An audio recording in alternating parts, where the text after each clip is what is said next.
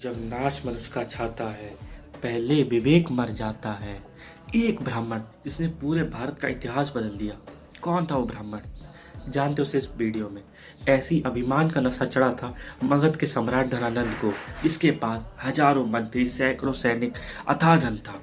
मगध, जिसे आज हम बिहार कहते हैं, कहा जाता था मगध का सिंहासन सबसे शक्तिशाली सिंहासन था। धनानंद को यकीन हो गया था, अभिमान हो गया था कि उससे ताकतवर कोई नहीं है, पूरी दुनिया उसकी मुट्ठी में है। पर कहते हैं ना, जब अभिमान सत्ता पर चढ़ता है उसी दिन से उसका विनाश चालू हो जाता है।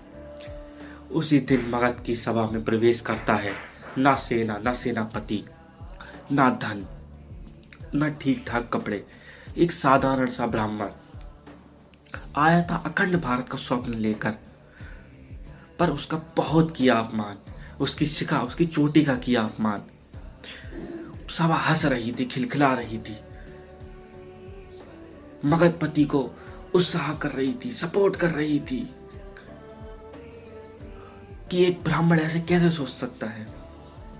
पर उस ब्राह्मण की आंखों में आंसू नहीं थे, आग थी, अखंड भारत की आग।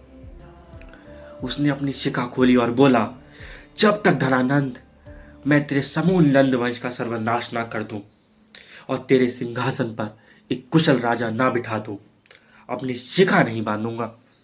सब हंसने लगी, खिलखिलाने लगी कि एक तुच्छ ब्राह्मण धनपति, पूरे महाजनपद के, मगध के राजा को कैसे कह सकता है, कैसे चुनौती दे सकता है। पर उन्हें नहीं पता था, संकल्प की आग तलवार से नहीं बुझाई जाती है।